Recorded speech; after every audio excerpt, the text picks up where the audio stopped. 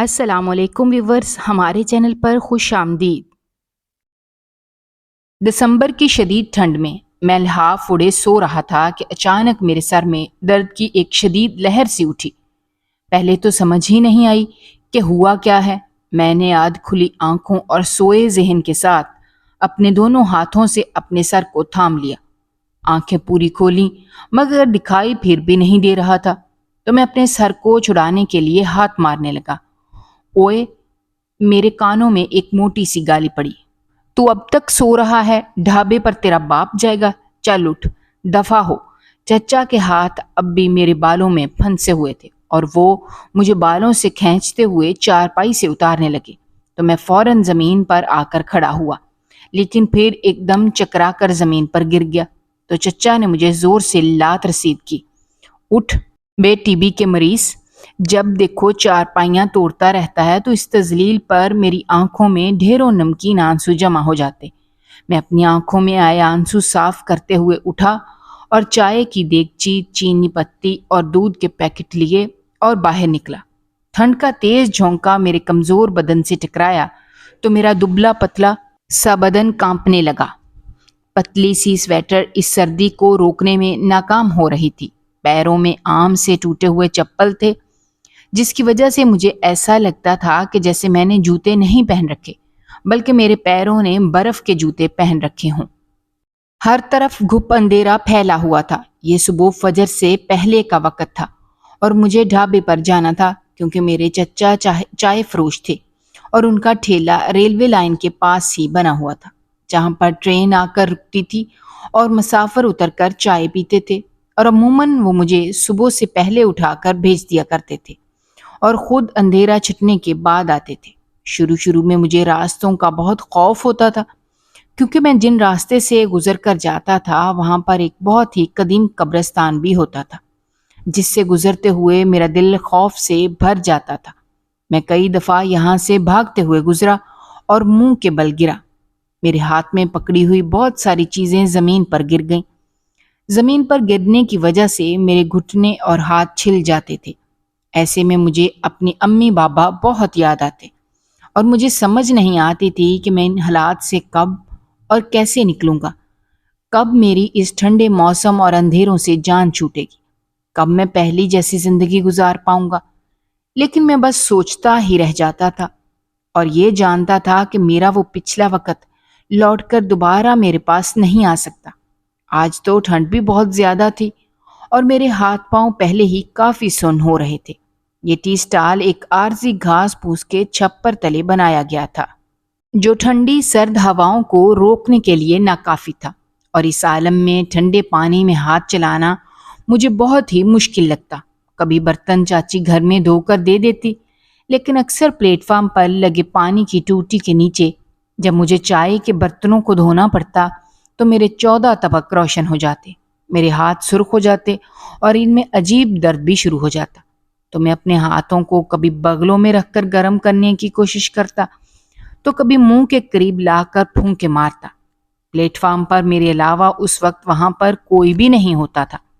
Station master کے روم میں جلتا ہوا بلب مجھے اتنا آسرا ضرور دیتا کہ میرے علاوہ بھی یہاں پر کوئی ہے، لیکن آج میری طبیعت اچھی نہیں تھی اور جس طرح سے چچا نے مجھے بالوں سے گھسیٹ کر اٹھایا، اس نے میری رہی سہی انرجی بھی ختم کر ڈالی۔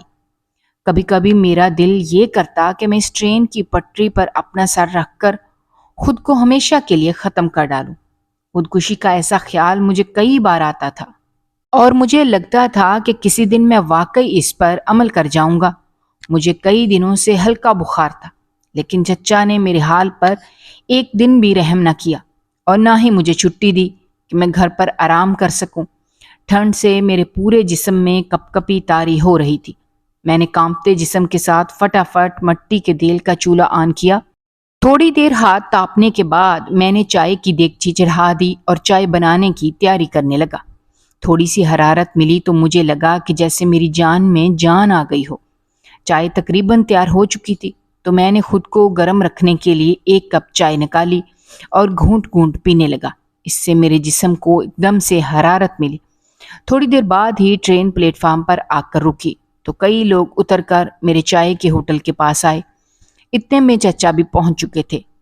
اب میں ان لوگوں کو چائے دینے کے ساتھ ساتھ ٹرین میں بھی چائے لے کر جانے کی تیاری کرنے لگا۔ چچا نے مجھے 6 کپ اور تھرموس بھر کر چائے کا دیا اور ٹرین میں بھیج دیا۔ میری ہمت نہیں ہو رہی تھی، لیکن چچا کے ڈر کی وجہ سے میں ٹرین میں گیا اور لوگوں میں چائے تقسیم کرنے لگا کہ اچانک مجھے زور کا چکر آیا اور میں وہیں گر گیا۔ جب مجھے ہوش آیا تو میرے سرہانے چچی بیٹھی ہوئی تھی۔ میں نے جو ہی آنکھیں کھولی تو چچی کے چہرے پر فکر مندی دیکھ کر میں پریشان ہو گیا اور میں نے اٹھنے کی کوشش کی تو اس نے میرے کندھے پر زور ڈال کر مجھے اٹھنے نہیں دیا۔ کامی پتر، کیسی طبیعت ہے تیری؟ اس نے بڑے پیار سے اپنا ہاتھ میرے چہرے پر پھیرا۔ مجھے چاچی سے اکثر اپنی ماں کی خوشبو آتی تھی۔ ایسا لگتا جیسے چاچی کی زبان میں ماں میرا حال پوچھ رہی ہو۔ میں ٹھیک ہوں چاچی، میں نے نکاہت سے کہا۔ مجھے کیا ہوا تھا؟ میں تو اسٹیشن تھا نا۔ میں نے ایک ہی سانس میں سوال کیے تو اس کی موٹی موٹی آنکھوں میں آنسو آ گئے اور پھر چپ چاپ اس کی گالوں پر بہنے لگے۔ جب تیری طبیعت اتنی خراب تھی تو کیا ضرورت تھی جانے کی؟ تو چاچے کو منع کر دیتا۔ چاچے نے موقع ہی نہیں دیا، میں نے اپنی سادگی میں کہا تو چاچی کے آنسو بہنے کی رفتار مزید تیز ہو گئی۔ وہ تو موقع نہیں دیتا، نہ مارنے کا نہ بات سنانے کا۔ وہ افسردہ سا بولی۔ تجھے تو اس کی عادت کا پتہ ہے کامی۔ پھر وہ میرے بالوں میں ہاتھ پھیرتے ہوئے نہ جانے کون کون سی دعائیں پڑھ پڑھ کر مجھ پر پھونکنے لگی۔ چل تو بیٹھ، میں تیرے لیے دودھ کا گلاس گرم کر کے لاتی ہوں۔ تو میں نے اسے روکنا چاہا کیونکہ میں جانتا تھا اگر چاچے نے دیکھ لیا تو خواہ مخواہ چاچی کو ڈانٹ پڑ جائے گی، لیکن وہ سنی انسونی کرتے ہوئے رسوئی میں چلی گئی اور تھوڑی دیر کے بعد دودھ کا گلاس بھر کر میرے پاس لائی اور نہ چاہتے ہوئے بھی اس نے مجھے زبردستی دودھ کا گلاس میرے منہ سے لگا دیا۔ پھر میرے چاروں طرف رضائی کو اچھی طرح سے فولڈ کر کے وہ اٹھ کر کھڑی ہو گئی۔ کامی پتر، تو آرام کر، میں تیرے لیے یخنی بنا کر لاتی ہوں۔ مجھے لگتا ہے تجھے ٹھنڈ لگ گئی ہے، بس تو بستر میں سے مت نکلنا، سمجھ آئی؟ اس نے پیار سے میرے بالوں میں پھر سے ہاتھ پھیرے اور اٹھ کر جانے لگی تو میں نے اسے روکا۔ نہیں چاچی، کچھ بھی بنانے کی ضرورت نہیں ہے، میں اب ٹھیک ہوں۔ ارے مجھے پتا ہے تو ٹھیک ہے، اللہ تجھے ٹھیک ہی رکھے۔ جب تک میں زندہ ہوں اللہ تجھے کچھ نہ کرے، اللہ تجھے میری بھی زندگی دے دے۔ وہ مجھے بہت ساری دعائیں دیتی ہوئی وہاں سے جانے لگی، لیکن میں جانتا تھا کہ اس کی موٹی موٹی آنکھوں میں ڈھیر سارے آنسو جمع ہیں جسے وہ فرصت سے کچن میں کام کرتے ہوئے بہاتی رہے گی۔ اس کے جانے کے بعد کمرہ ایک دم سے سونا ہو گیا، بالکل ویسا ہی جیسے میری زندگی میں میرے والدین کے جانے سے ایک سونا پن ہمیشہ سے کسی سیاہ سائے کی طرح مجھ پر مسلط ہو گیا تھا۔ 6 سال تک کبھی میری زندگی بھی بہت خوش و خرم گزر رہی تھی، پھر نہ جانے میرے سیاہ بخت کی کیسی آندھی چلی کہ سب کچھ ختم ہو گیا۔ میں اپنے والدین کا اکلوتا بیٹا تھا، وہ مجھے دیکھ دیکھ کر جیتے تھے، کیونکہ مجھ سے پہلے میرے بہت سارے بہن بھائی یا تو پیدا ہوتے ہی فوت ہو گئے تھے یا پھر دنیا پر آنے سے پہلے ہی مر جاتے تھے۔ میں اپنے امی بابا کی 7ویں اولاد تھا۔ جب میں پیدا ہوا تو بہت ہی کمزور تھا۔ میری امی اور بابا کو یہ یقین نہیں تھا کہ میں جی پاؤں گا۔ ہر گزرتا دن ان کی فکر مندی میں اضافہ کر جاتا۔ مجھے ذرا سی چھینک بھی آ جاتی تو میرے امی بابا کے لیے ایک پریشان کن صورتحال بن جاتی۔ انہوں نے مجھے ہتھیلی کے چھالے کی طرح سنبھالا ہوا تھا۔ میرے بابا کے بعد چچا کی شادی ہوئی، لیکن ان کی بھی کوئی اولاد نہ تھی۔ بابا کے ہاں تو پھر بھی اولاد کی کوئی نہ کوئی امید لگتی رہی، لیکن چچا کے گھر تو سرے سے اولاد کی کوئی امید ہی نہ لگی۔ اڑتی اڑتی خبر ملی تھی کہ خرابی چچی میں نہیں بلکہ چچا میں ہے، لیکن چچا نے اس بات کو کبھی بھی تسلیم نہ کیا، بلکہ جہاں کہیں بات لگتی تو وہ یہی کہتے کہ میں نے اس عورت کو گھر پر رکھ کر بڑا احسان کیا ہے، ورنہ اگر میں چاہتا تو دوسری شادی بھی کر سکتا تھا۔ چچی بہت ہی سادہ مزاج عورت تھی، اس میں زمانے کی دیگر عورتوں کی طرح تیزی تراری نہ تھی۔ وہ چچا کی بات سنتی اور سر جھکا لیتی، لیکن کبھی بھی اس نے آگے بڑھ کر جواب نہ دیا۔ تو اس کی وجہ یہ تھی کہ اس کا مکہ مضبوط نہیں تھا، وہ بچپن سے ہی یتیم ہو گئی تھی، تو اس کی خالہ نے بہت ہی کم عمری میں اس کی شادی میرے چچا کے ساتھ کر دی۔ چچی کو تو گھر سنبھالنا بھی نہیں آتا تھا، ایسے میں امی نے چچی کا بہت خیال رکھا، انہیں کھانا پکانے سے لے کر گھر سنبھالنے تک سب کچھ بتایا اور 1 سال کے اندر اندر انہیں اتنا ٹرینڈ کر دیا کہ اب وہ کھانے پکانے سے لے کر گھر سنبھالنے میں طاق ہو گئی تھیں۔ وہ امی کو اپنی جیٹھانی کم اور ماں کا درجہ زیادہ دیتی تھیں، کیونکہ امی نے ان کے ساتھ کبھی جیٹھانی والا سلوک ہی نہ کیا، بلکہ وہ ہمیشہ انہیں ایک ماں کی طرح سمجھاتی تھیں۔ چچا مزاج کے بہت ہی تیز تھے۔ انہوں نے چچی پر شادی کے دوسرے دن ہی ہاتھ اٹھانا شروع کر دیا تھا، تو ایسے میں امی چچی کی بہت سائڈ لیتی تھیں، انہیں چچا کی مار سے بچایا کرتی، اور اکثر چچی کی وجہ سے امی کی لڑائی کئی بار چچا سے ہو گئی۔ تو چچا نے بابا سے ایک بار شکایت کی کہ بھابھی میرے معاملات میں بہت زیادہ دخل دیتی ہیں، اگر یہی صورتحال رہی تو یہ لڑکی کل میرے منہ کو آئے گی۔ تو ایسے میں بابا امی کو سمجھاتے کہ تم ضرورت سے زیادہ ان کے معاملات میں دخل مت دو، تو امی کئی بار بابا سے بھی الجھ جاتی اور بابا کو بتاتی کہ آپ کا بھائی بہت ہی زیادتی کرتا ہے، ذرا ذرا سی بات پر اس لڑکی کو روئی کی طرح دھنک کر رکھ دیتا ہے۔ وہ بھی بچی ہے، نہ سمجھ ہے، اسے پیار سے بھی تو سمجھایا جا سکتا ہے نا، لیکن نہیں، وہ تو جب تک مارے نہ اسے قرار ہی نہیں آتا۔ اگر اس لڑکی کا کوئی میکا نہیں ہے، بولنے والا نہیں ہے، تو اس کا یہ مطلب تو نہیں ہے کہ اس پر ظلم کی انتہا کر دی جائے۔ آخر آپ کے بھائی کو کوئی خوف خدا ہے یا نہیں؟ امی جھل بن کر بولتی، تو ایسے میں بابا امی کی بات سن کر خاموش ہو جاتے، کیونکہ وہ جانتے تھے کہ ان کے بھائی کا مزاج انتہائی ترش ہے اور وہ ہاتھ کا بھی بہت ہی ہلکا ہے۔ لیکن اس کے باوجود بابا امی کو ہی سمجھانے کی کوشش کرتے کہ تم یوسف کے مزاج کو جانتی ہی ہو، آج وہ اگر تمہارے سامنے نہیں بولتا تو کل خدا نخواستہ وہ تم سے بدتمیز کر بیٹھا تو پھر کیا ہوگا؟ اس لیے بہتر ہے کہ تم ان کو ان کے معاملات میں آزاد چھوڑ دو، آہستہ آہستہ وہ بھی اپنے گھر کے معاملات کو سمجھ جائے گا۔ کیا سمجھ جائے گا کامران کے بابا؟ جو شادی کے دوسرے دن ہی بیوی کے منہ پر تھپڑ مارتا ہو، وہ بھلا کیا سمجھے گا؟ آپ بھی کمال کرتے ہیں، کیا آپ یوسف کو نہیں جانتے؟ تو بابا خاموش ہو جاتے۔ بابا کی پرچون کی دکان تھی، لیکن بہت اچھی گزروقات ہو رہی تھی۔ بابا اور چچا ایک ہی گھر میں مل جل کر رہتے تھے۔ چچا کی نسبت بابا کا کام اچھا چلتا تھا، حالانکہ شادی کے فوراً بعد ہی چچا نے اپنا کچن بابا سے الگ کر لیا تھا۔ حالانکہ چچا کو ایک طرح سے بابا نے ہی پالا تھا، لیکن شادی ہوتے ہی چچا نے بابا سے الگ ہونے میں جلد بازی دکھائی۔ لیکن بہت جلد انہیں اس بات کا احساس ہو گیا کہ وہ بابا سے الگ اپنا کچن کے نظام کو نہیں چلا سکتے، کیونکہ ان کا کام بھی کوئی خاص اچھا نہیں چلتا تھا۔ دوسری طرف چچا ہاتھ کے بھی انتہائی کنجوس تھے، وہ چچی کو اتنے پیسے نہیں دیتے کہ وہ دن کو کوئی اچھی سبزی یا دال بنا سکے۔ ان کا بس چلتا تو جو دال ایک دفعہ پکی ہے وہ 2 دن چلتی رہے، خود تو وہ صبح جاتے اور شام کو کھا کر آتے اور باہر ہی اپنا کھانا پینا کر لیتے۔ لیکن چچی کو انہوں نے کبھی بھی کھانے پینے کے پیسے اتنے کھلے نہیں دیے کہ وہ کچھ اچھا پکا کر کھا سکیں۔ یہی وجہ تھی کہ وہ کئی بار جب دال بناتی تو اس میں پانی کی مقدار زیادہ رکھتی اور اسے 2-3 دن چلاتی رہتی۔ ایسے میں امی کو ان پر بہت زیادہ ترس آتا اور امی کوشش کرتی کہ جو بھی پکائیں اس میں چچی کا حصہ الگ سے نکالتے۔ چچی کے گھر جب آٹا ختم ہو جاتا تو چچا اس بات کی فکر نہیں کرتے تھے، بلکہ الٹا چچی کو ہی ڈانٹ ڈپٹ کرتے رہتے کہ تم بہت زیادہ آٹا استعمال کرتی ہو، اسی وجہ سے آئے دن آٹا جلدی ختم ہو جاتا ہے۔ پھر آٹا ختم ہونے کے ہفتہ بعد وہ آٹا لاتے بھی نہیں تھے۔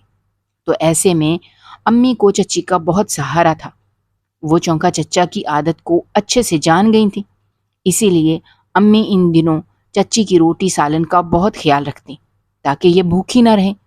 کئی بار بابا نے چچا کو اس بات پر ڈانٹا بھی کہ تم اپنے گھر میں اتنا راشن تو دیا کرو کہ بیچاری کا اچھے سے گزر اوقات ہو جائے۔ جو ناپ تول کر تم راشن گھر لے کر آتے ہو، اس میں تو کسی بھی عورت کا گزارا ہونا بہت مشکل ہے۔ میں تو حیران ہوتا ہوں کہ اس عورت کے صبر پر، کہ اس نے کبھی بھی اپنی زبان پر حرف شکایت نہیں لایا، لیکن چچا ایک کان میں ڈالتے اور دوسرے سے نکال دیتے۔ جب تک میرے والدین حیات رہے تو ان کا یہ طریقہ نہ بدلا۔ امی بابا کی زندگی میں میری پرورش ایک شہزادے کی طرح ہوتی رہی۔ مجھے گھر میں ہونے والی ان چھوٹی موٹی چپکلش کا کوئی اتنا ادراک نہیں تھا، نہ ہی میں چچا کے تیز اور تند رویے کو محسوس کر پایا، کیونکہ بابا کی طبیعت میں اتنی محبت اور چاشنی تھی کہ مجھے لگتا کہ یہ محبت میرے لیے کافی ہے۔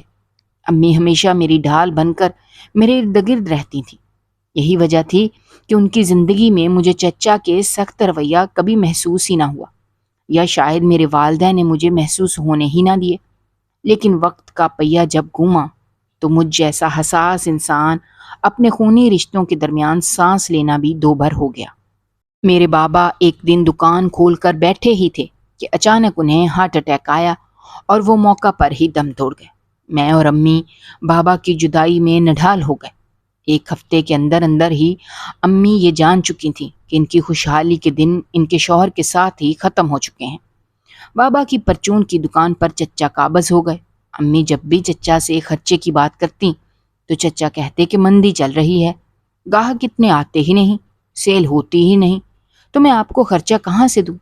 جو طریقہ کار وہ چچی کے ساتھ رکھتے تھے وہی طریقہ انہوں نے امی کے ساتھ بھی رکھنا شروع کر دیا۔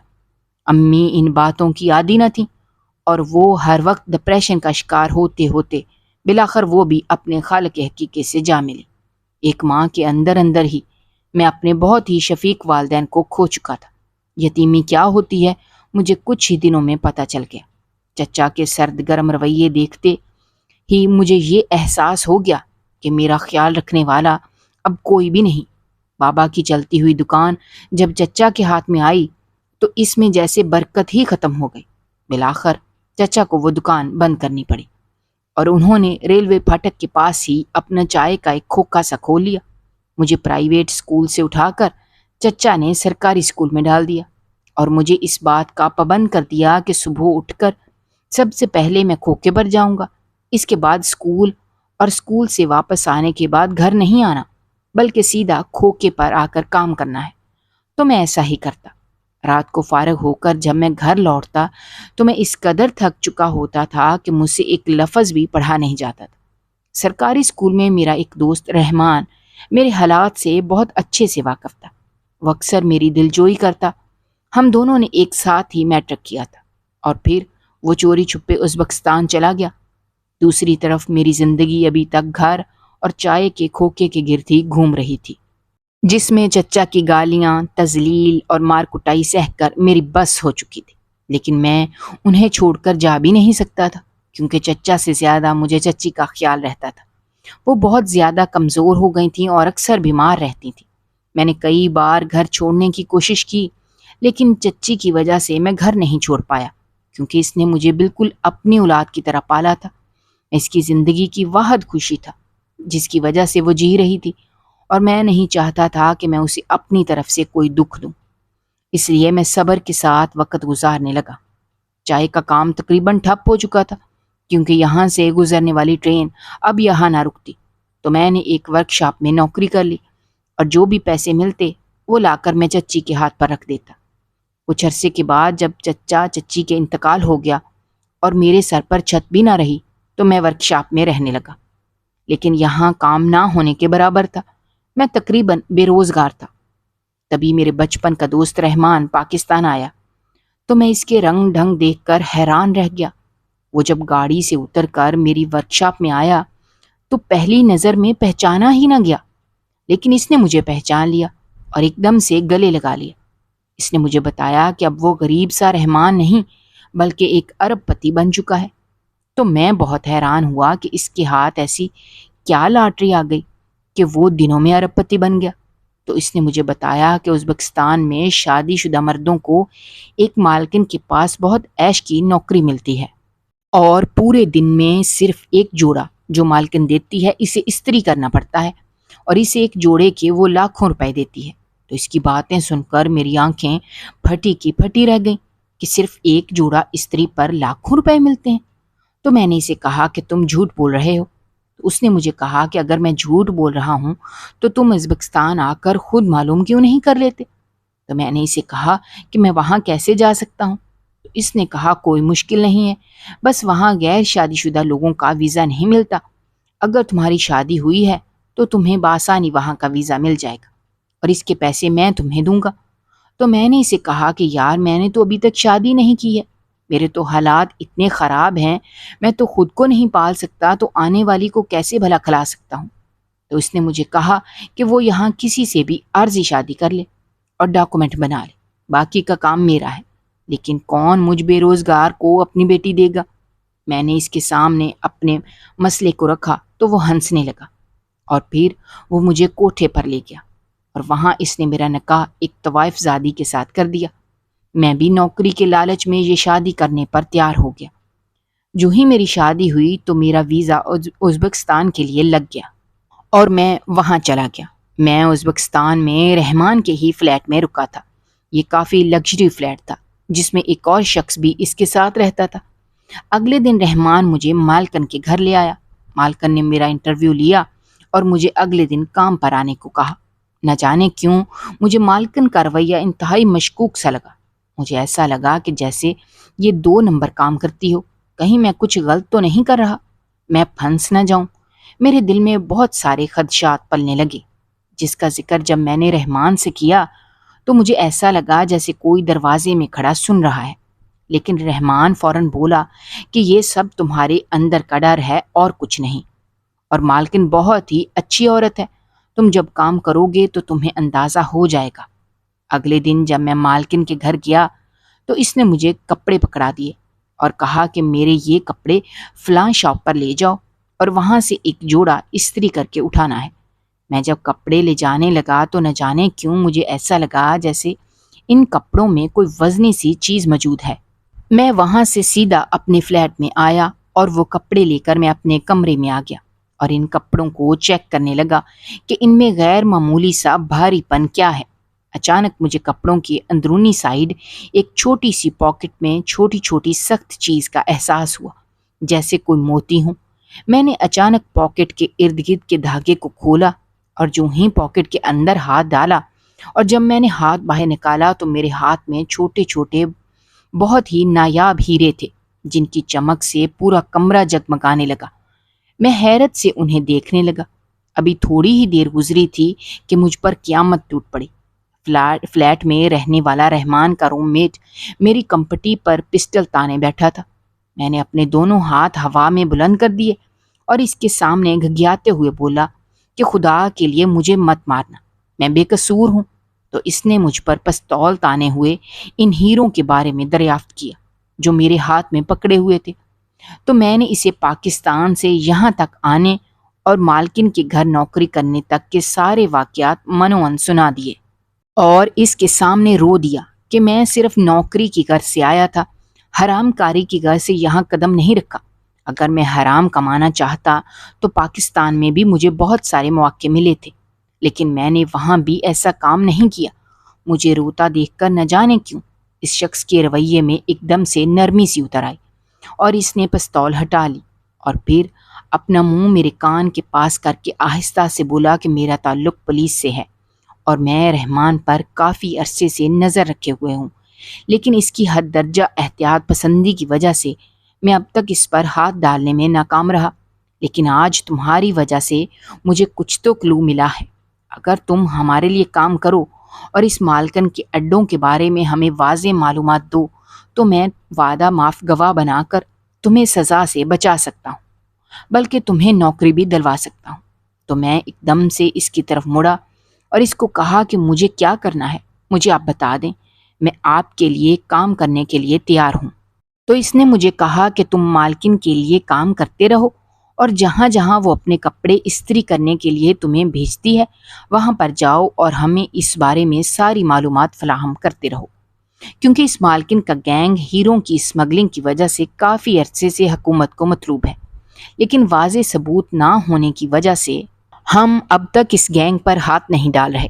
تو میں نے اس شخص کا فوراً یقین دلایا، اس گینگ کو پکڑانے میں جہاں تک مجھ سے ہو سکے گا میں آپ سے تعاون کرنے کے لیے تیار ہوں۔ میری بات پر اس شخص نے مجھے ایک چپ دی اور کہا کہ اس کو اپنی شرٹ پر چپکا لو تاکہ ہم تمہاری لوکیشن کو ٹریس کر سکیں اور جو بھی مالکن تم سے بات کرے گی اس کو سن سکیں گے۔